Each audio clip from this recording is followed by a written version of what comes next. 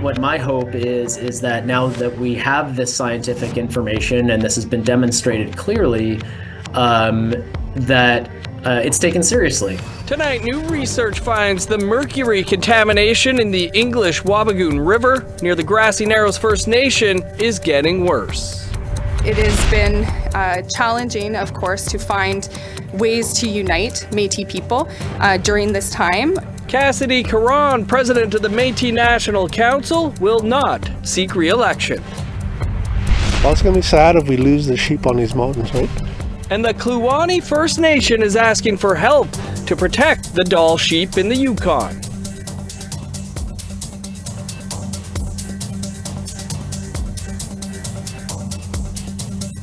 Good evening, I'm Dennis Ward. Welcome to APTN National News. New research from the University of Western Ontario has found that wastewater from the Dryden paper mill is intensifying mercury contamination in Ontario's English Wabigoon River. The research team detected heightened levels of methylmercury, the most toxic form of mercury in sediment, water, and fish. While the paper mill stopped using mercury in 1975, members of the nearby Grassy Narrows First Nation continue to face significant health issues. Over 90% of the community's population displays symptoms of mercury poisoning. Researcher Dr. Brian Branfiron hopes the findings will encourage regulating bodies, which include the Ontario government, to take action. What my hope is that now that we have this scientific information and this has been demonstrated clearly, that it's taken seriously, and there's no question in my mind that that these discharges are worsening the mercury problem in the river currently, and it's not a solution to the whole problem because the mercury levels in the river are still exceptionally high, and that needs to be cleaned up too. But if we turn down the heat on the process that's forming methylmercury, then we can bring down mercury levels in fish relatively quickly. The Kiwasant sisters made headlines in 2023 when they were granted bail after spending 30 years in custody for a second-degree murder conviction in 1994. Now, recently, one of the sisters has gone back into custody. Following the breach of 2 bail conditions, Narissa Kiwasant has been remanded into custody. She's currently in Pine Grove Correctional Center. Sisters Narissa and Odelia were arrested in 1993 for the death of a farmer in Kamsack. Prior to being released on bail in 2023, Narissa and Odelia both previously had day parole revoked due to drug violations and failure to report to parole officers. Congress of Aboriginal Peoples National Vice Chief Kim Bowden says the system is set up for those released to fail. She does not need to go back to prison. She needs programming. She needs to go to a treatment center, a healing lodge. To Ottawa now, where the Standing Committee on Fisheries and Oceans presented a report to the House of Commons today that in part has called for the Elfer fishery to immediately reopen. Fisheries Minister Diane Lebout-Hillier canceled the 2024 Elver harvesting season, claiming concerns over safety and conservation. Meanwhile, Mi'kmaq Senator Paul Prosper is still waiting for a third-party independent review of the actions of fisheries officers.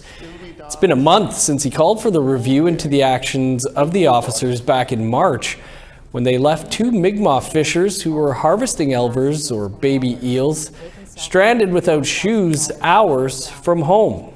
And in another incident, a Mi'kmaq person was pulled over in a parking lot on suspicion of transporting elvers and subsequently maced. Prosper says fishery officers must be held accountable.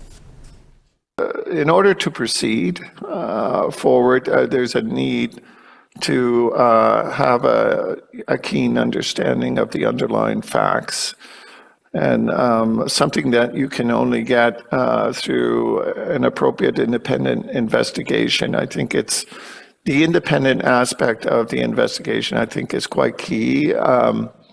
you essentially don't want DFO to investigate itself. And The president of the Métis National Council says she will not be seeking re-election. Cassidy Caron made the announcement at a press conference in Ottawa on Thursday afternoon. After 3 years in the position, she says it's time to move on. Caron also says she is pregnant and wanted to make the announcement early enough to give potential candidates time to step forward. An election for MNC president will be held on September 26th of this year in Saskatoon.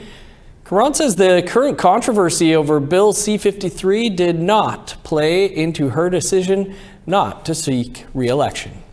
As many people will know, the Métis Nation has been fighting for generations, amongst themselves with the Government of Canada. We are a fighting people. It has been challenging, of course, to find ways to unite Métis people during this time. However, I'm proud of the work that we've done to unite our Métis governments, to unite a lot of Métis people through, stories and events that have taken place in the last 3 years.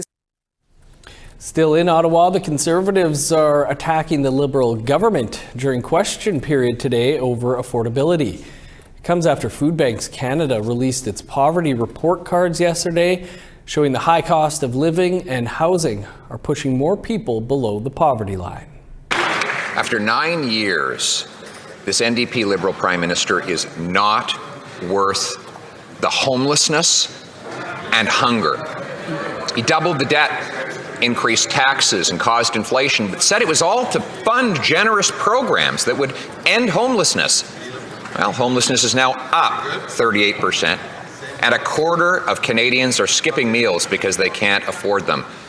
That's because his greedy government is consuming everything Canadians earn. Why is the NDP and Liberals forcing Canadians to feed this morbidly obese government instead of feeding their families? The Honourable President of the Treasury Board. Mr. Speaker, we will take no lessons from the Conservatives who purport to care about poverty and Canadians when every single time they vote against those supports, $10 a day childcare, early learning and childhood education. They're not supporting our budgetary measures to put food in school lunchboxes for 400,000 children, Mr. Speaker. It's unbelievable that they will at one hand say they support Canadians and on the other hand vote against those supports every single time. Thank you, Mr. Food Banks Canada says 1 in 10 Canadians now live in poverty, up substantially from a few years ago. In a Yellowknife Supreme Courthouse comes breaking news now. The sentencing in the murder of 22-year-old Dene woman Breanna Menacho. Family and friends of the 22-year-old openly wept in court today, mourning the loss of a beautiful soul. Justice David Gates said the 11 victim impact statements had a profound impact on the court and showed even though 4 years has passed, there's still a deep sense of sadness. Ultimately, the pre-sentence report showing Gladue factors played heavily into the sentencing hearing of Devon Larrabee, who admitted to murdering Menacho in 2020. The judge told Larrabee he had done a terrible, terrible thing and would have to live with it for the rest of his life. The murder of Breanna Menacho was a great tragedy. Its circumstances are violent and shocking. Today, the court handed down a life sentence with no parole eligibility for 10 years. This was the recommendation of the parties. In our view, this was a fit and fair outcome. Time to step aside for a quick break. Still to come, our Truth in Politics panel weighs in on the RCMP's addition of the ribbon skirt to its ceremonial uniform. Stick around.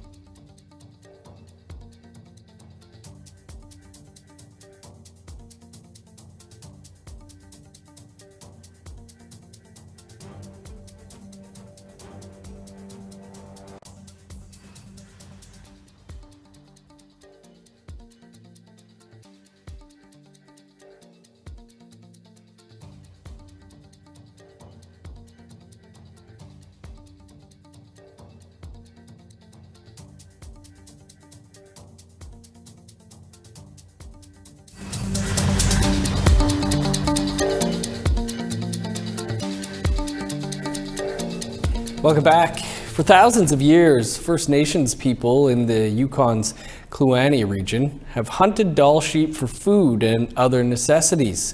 But in recent decades, their populations have been in decline.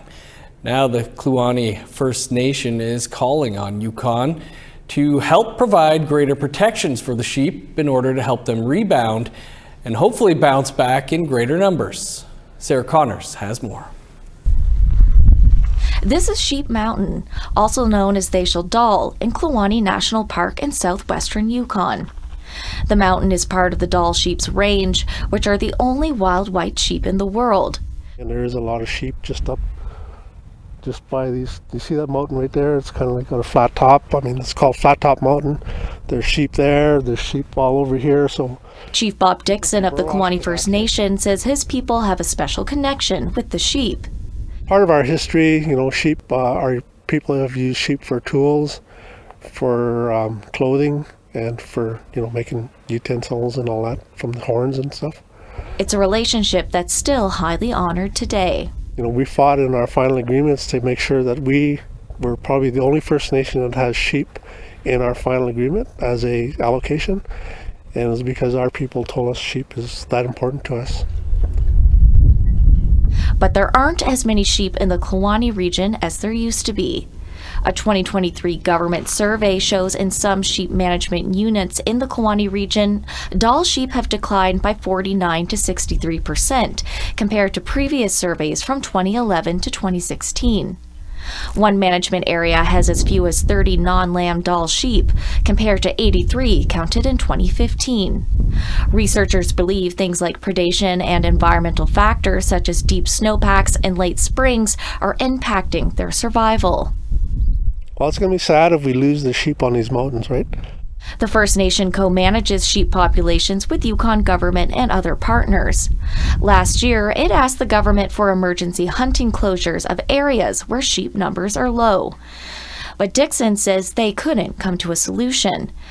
Now, the First Nation is asking for closures a second time. We expect, the governments to take it seriously and react in a timely manner, right? The Department of Environment declined to do an interview with APTN News at this time, but a spokesperson said in a statement, the government of Yukon is considering management options for sheep in the area with the feedback we've received from wildlife co-managers, and we will provide more information ahead of the start of hunting season. It also said it's working with its co-managers on a memorandum of understanding to express consensus on conservation status and management options for these sheep populations. Parks Canada is also taking measures to help Dall sheep numbers recover within the national park, such as asking hikers not to visit Sheep Mountain during lambing season. Dixon is hopeful his people's beloved sheep will one day rebound. We can't really control much of the climate, but we can certainly do our best, right? Sarah Connors, APTN National News, Burwash Landing. A move by the RCMP to demonstrate its, quote, values of reconciliation, equity, diversity, and inclusion seems to have backfired. On Wednesday, the RCMP announced the addition of the RCMP ribbon skirt to the ceremonial uniform. But the reaction from Indigenous peoples was so swift and fierce, the RCMP turned off the comment sections on social media.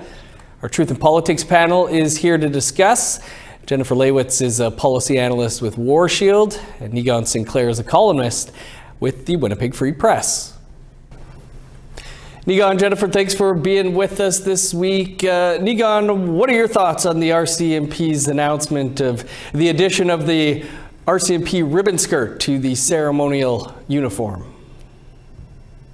It's, I don't know who's running the comms over there, or the communication department over there, but it's certainly ill-timed with a trial going on amongst the tremendous attention that's being paid to trauma that Indigenous peoples have experienced over a long history. And on top of that, the RCMP have been the perpetrators of much of that trauma, a great deal of that trauma, not at all, but a great deal of it. And it's almost putting reconciliation before for truth. There's been very little responsibility that's been taken for the harm that RCMP officers and the institution itself has harmed since going all the way back to the first steps of Confederation. And so while I appreciate they want to participate in the kind of reconciliation regalia that different industries and institutions have been using, especially this time of year when graduations are taking place, and important days of the National Day of Truth, Reconciliation, and for so on, those it's just premature at the very minimum. It's just really an ill-timed, poorly thought out event, and poorly thought out because it's not, taking our sacred items like an eagle staff and a ribbon dress, and then just simply doing that without asking permission or talking to communities, really reeks of a lot of appropriation. It looks like from the photo too, they couldn't even get an Indigenous person in the photo. Jennifer, your take on all of this? Yeah, that representation not existing in the photo is a huge problem because why not? I've been trying to figure out what's going on behind the scenes with this entire issue, and I am hearing that they did consult with some of their own Indigenous officers within the force, which is fine. I respect the people that, put their lives on the line, and if there's Indigenous officers in the force, that's completely okay. But at the same time, I echo what Nigan said. I worry about the consultation that was done for this, and not just consultation with officers, but our knowledge keepers and our elders, because my mind immediately goes to residential school survivors and their families that still carry that trauma with that relationship with the RCMP. And, we're hearing reports that the RCMP is still failing Indigenous people across the country, especially in their treatment of unhoused Indigenous women in the Northwest Territories. So exactly, you can't participate in reconciliation without acknowledging the truth first. We're still seeing the TRC calls to actions not be completed. So what is the end goal here? Nigan, as mentioned, the RCMP turned off the comments on the social media posts, but of course people were still sharing them and able to comment that way. I've yet to see any positive comments. Have you, and what do you make of turning the comments off on what should have been or what they must have assumed was a good news announcement? I don't know who is over there thinking about communications and with how this looks, but clearly they have no ability to understand how the community would have responded to this. This absolutely would not be something that the community would be seeking to do without at least, at very bare minimum, some kind of partnership with an Indigenous organization, maybe a group of elders or someone outside of the RCMP in Indigenous communities who would perhaps be working with or standing alongside, or at the very minimum recognizing that this would be an act that would receive consent from Indigenous elders, from knowledge keepers, from those who have been harmed.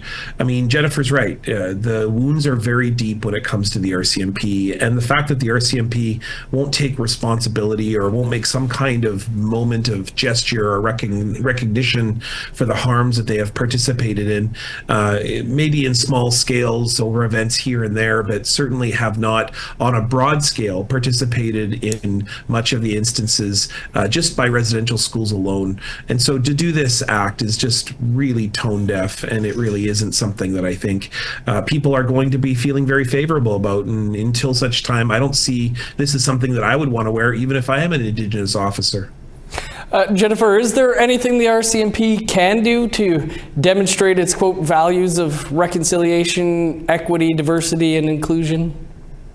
Yeah, they can make sure that they're not actively, how do I say this? When we still see reports like we're seeing from the Northwest Territories that was just put out in the Canadian press by Alessia Pacifium last month, saying, if you read that report about unhoused Indigenous women being mistreated by RCMP officers, in that report it alleges that either all of those women have been mistreated or know someone that has. So what are we doing to actively make sure that we're not even rebuilding, but building the trust initially with the RCMP and law enforcement across the country? But to me, this just seems performative at best and almost borderline insulting as well, because it's like, oh, well, this is just a step in the right direction while we continue to actively not make the problem any better. Jennifer, Nigan, we'll have to leave it there, but appreciate you as always. Thanks for being back this week. Yeah, thanks. We'd like to hear what you think about the RCMP's move to include the ribbon skirt as part of its ceremonial uniform, or anything else you'd like to reach out about. Here's how to continue the conversation. If you have a story you want to share, send us an email to news@aptn.ca. To read and watch our stories, you can head over to our website. That's aptnnews.ca. You can also find us online on your favorite social media sites, including TikTok, YouTube, LinkedIn, and X. Follow APTN News to join the conversation and see our latest stories. We have a preview of tonight's episode of Nation to Nation coming up after the break.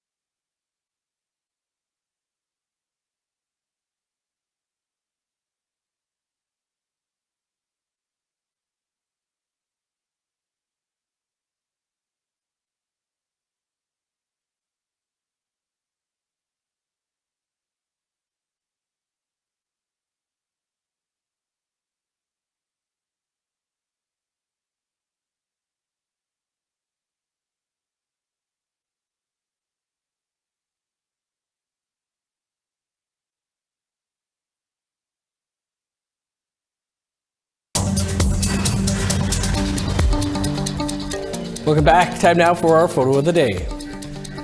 Another beautiful close to the day. Jenna Presley captured this moment at MacArthur Falls, located in southeastern Manitoba. Thanks for that, Jenna. You can send your photos to share at aptn.ca with the chance to be our next photo of the day. Now let's take a look at your Friday weather forecast. Starting on the east coast, cloudy and 23 for Halifax, showers and 26 in Fredericton, 9 in Kuujjuaq, 2 above in Nain. Sun's out and 21 for Montreal, showers and 14 in Val-d'Or. A sunny high of 20 in Sault Ste. Marie, 18 in North Bay. 11 in Thunder Bay, rain and 13 for Sioux Lookout. Cloudy and 10 for Thompson and God's Lake. 8 with showers in Winnipeg, 5 and rain in Dauphin. 14 with rain in Regina, showers and 13 in Saskatoon.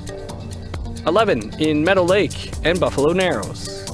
In northern Alberta, 21 in High Level, 15 for Fort Chipewyan. 15 in Edmonton, showers and 18 in Lethbridge.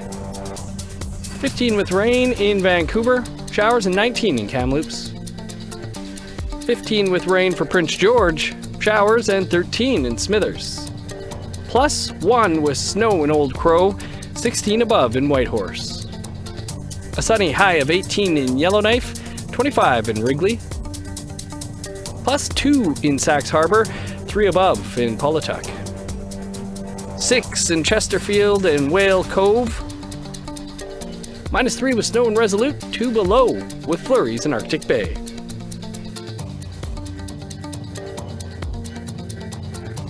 Over to our Ottawa studio now, where Annette Francis is standing by to tell us what's coming up on Nation to Nation. Coming up on Nation to Nation, we'll talk to Green Party leader Elizabeth May about a bill she introduced a year ago to combat environmental racism. And Senator Kim Pate joins us to discuss Bill S-212, which is in third reading at the Senate. It proposes to create automatic expiries of criminal records. We'll also talk to Hill Times columnist Rose LeMay about identity fraud and more. That's after the news on Nation to Nation. Thanks, Annette. You can watch Nation to Nation, the second last episode of the season, right here in less than 2 minutes' time.